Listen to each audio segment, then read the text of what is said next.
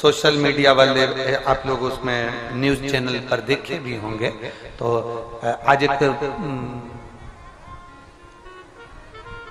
News पर interview था live, तो उसमें उन्होंने एक प्रश्न किया था, वो श्रीवास्तव दिल्ली से।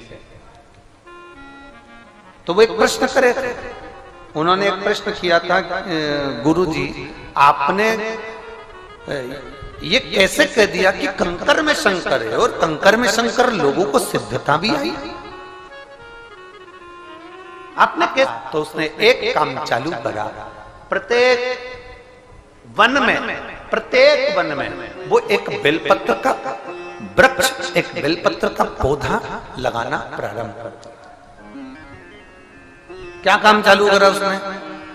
बेलपत्र का पौधा लगाना चालू करा।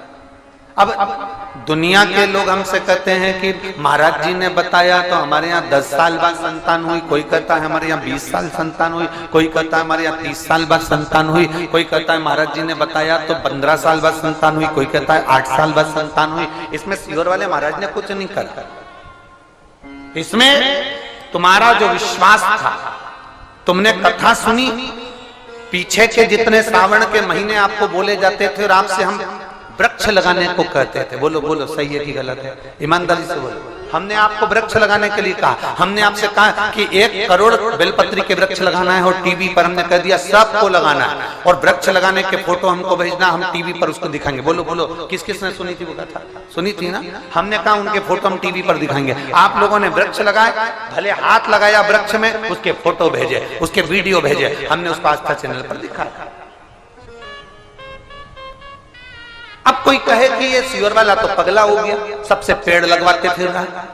अब दूसरा काम उठाया कि निर्माल्य विसर्जन रथ चलवाया। निर्माल्य विसर्जन मतलब जो विसर्जन के लिए निर्माल्य होता था वो नदी में जाता था, तालाब में जाता था, सरोवर में जाता था। अब आप निर्माल्य विसर्जन रथ चला रहे हो, मतलब मंदिर में सफाई कर रहे हो, मंदिर का निर्माल्य उठा रहे हो, मंदिर का निर्माल्य उठाकर उसको विसर्जन की ओर लेकर जा रहे हो। अब जरा विचार करिएगा, ये शिव पुराण, ये गीता प्रेस गोरखपुर की जो शिव पुराण हम पढ़ते हैं उसमें हमने पढ़ा, उसमें हमने अध्ययन किया, हमने उसका स्मरण किया।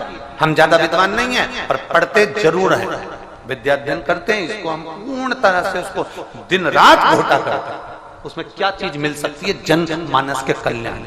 अब हमने उसमें पढ़ा कि बेलपत्री का वृक्ष, बेलपत्र का वृक्ष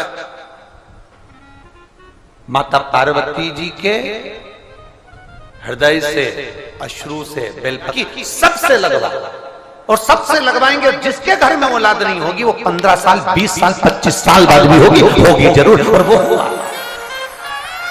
हुआ 25 30 साल बाद लोगों को औलाद हुई, 40 साल बाद लोगों को औलाद हुई, 55 साल की महिला को 60 साल की महिला को भी औलाद हुई। ये व्यासपीठ ने देखा और आपने भी टीवी के माध्यम से देखा, केवल वो बेलपत्री के वृक्ष का। अब लोग कहते हैं सीहोर वाले महाराज के पास कोई विद्या है, कुछ नहीं है, फालतू की बात है। सीहोर वाले महाराज के पास कुछ नहीं है, फालतू की बात है। जैसे तुम हो वैसे हम हैं, माता के गर्भ से तुमने जन्म लिया, माता के गर्भ से हमने जन्म लिया, हमारे पास कुछ नहीं है, बस केवल एक ही चीज है, बोल बम का नारा है, बाबा